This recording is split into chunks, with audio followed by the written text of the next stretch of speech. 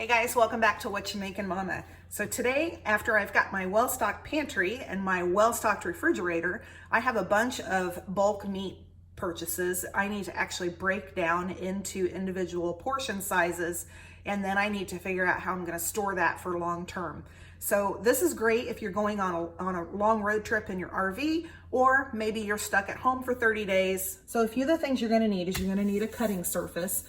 These are my Epicure cutting mats. I love these because they're non-slip on the back. I also have a ceramic bladed knife from Epicure. I love this knife. I also have a clean cloth. You might need this for quick cleanup or to wipe your hands off. And I have a food scale. This is not necessary, but it does help you make sure that you're portioning out things in the right amount so that your recipes aren't light or heavy. I put a plate on here just to make transfer easier. And then I also have a box of 20 vacuum seal bags, and I like the quart size bags because that holds about a pound of meat. I've got a 3-pound package of ground beef. I am actually going to portion that out into 3 1-pound packages. I'm gonna kind of eyeball it. So we'll see how close we get. I'm just gonna eyeball. I think that's about a pound. And I think probably that's about a pound. Let's see how we did here. Oh, 1 pound, ½ ounce. So I'm gonna call that one good. So then I'm just gonna take my quart size bag.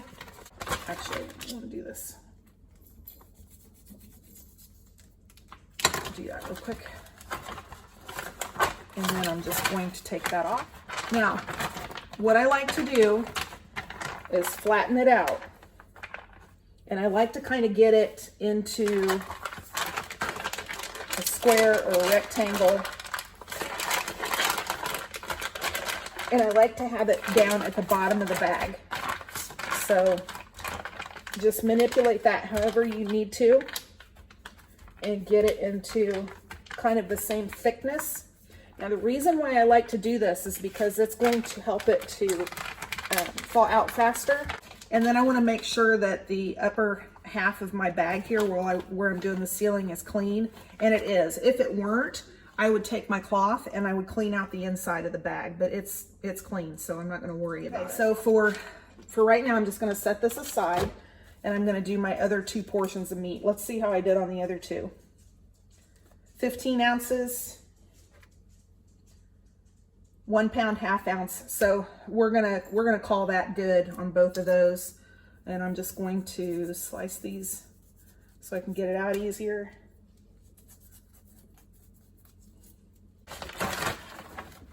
If you don't have a food saver, don't worry about it. You don't need a food saver to do this. I like a food saver just because I feel like it does a little bit better job.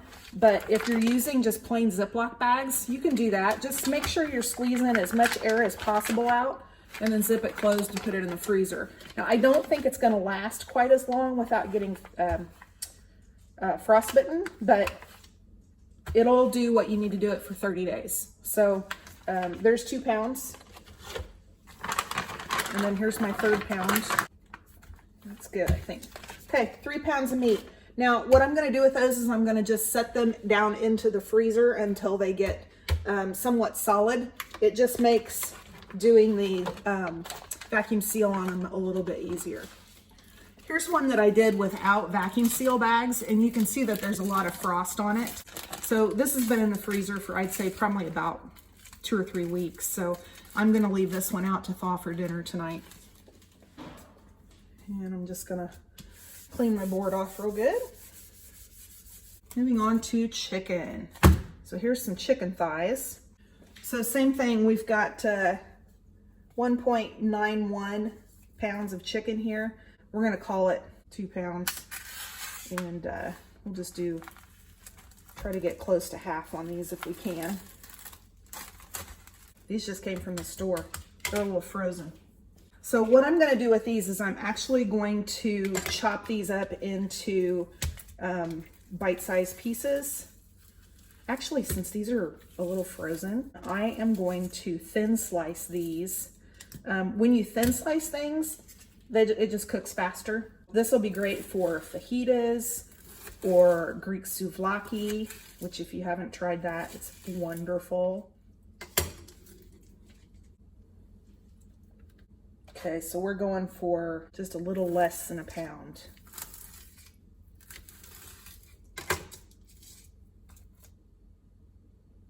I'm gonna call that good right there.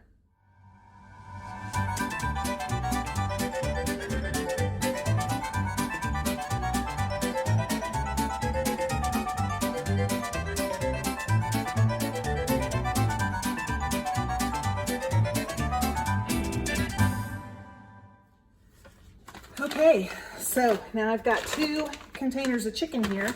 I'm just gonna also go ahead and lay those flat into the freezer for those to freeze up, and then I will show you how I get those sealed. Okay, so while I am waiting for that, I've got a bunch more chicken. I'm just gonna go ahead and prepare all of that as well.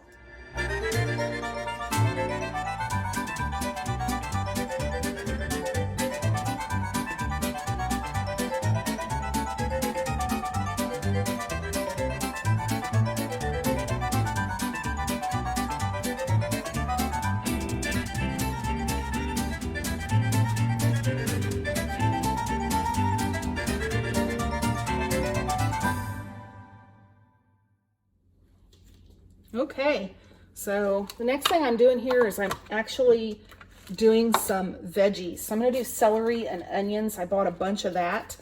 So I'm just using my little quart-sized bags from Aldi, and I was able to get a pretty good seal on those with that. So if you don't have one of these things, this makes kitchen prep really quick work, and I'll show you that with the celery. But I'm just gonna go ahead and put some onion in here. Did about 3/4, heavy 3/4 of a cup, and I think that's about enough for a recipe. So put it in there, and then I get it all down to the bottom. And then what I like to do is roll it like this, and that helps to get the air out. And then once you get the air out, then you can get it into just a flat little thing like this, and then that helps when you freeze it. That will actually store a lot easier than if it were, you know, in a container or something like that. Great tip from one of my friends, my friend Teresa. I'll give you a shout out. She does onions, green pepper, and celery. Onions, green pepper, and celery in one package, and then she uses that a lot for different recipes.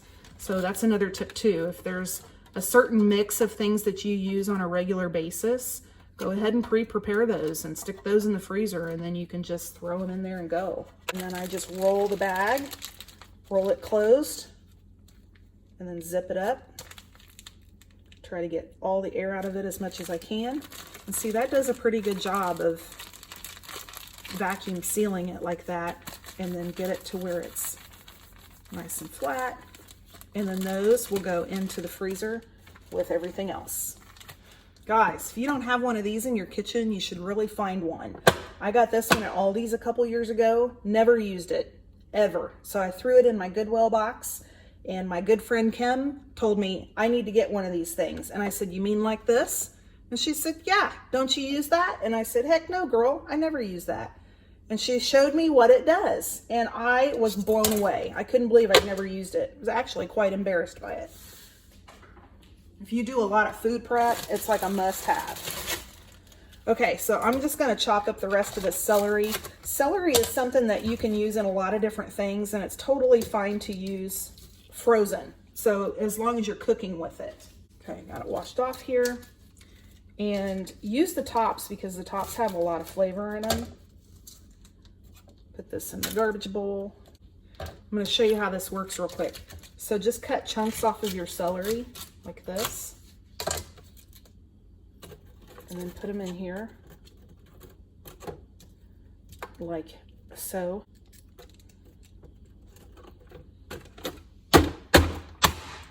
Look at that. Amazing. Absolutely amazing. I can't believe I didn't use this thing. 2 years of my life wasted. Actually, longer than that. It's a little bit of a Tetris game, but it's okay.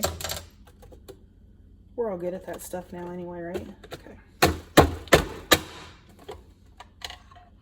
There you go.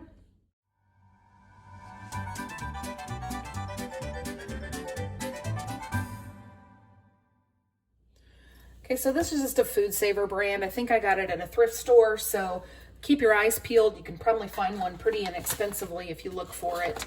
That's pretty easy to use. You just flip this open and then you put the opening of the bag down into this little channel here. Close the lid and then flip the switch to operate. Green light comes on, and instead of sealing it, I'm going to do vacuum seal.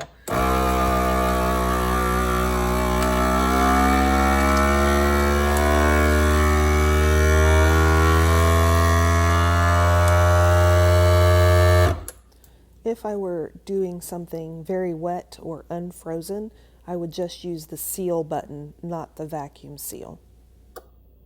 And then once this light goes off, I can open it up. And then I will take a Sharpie marker and write the date and what is in it on the bag. And then that's ready to go back into the freezer.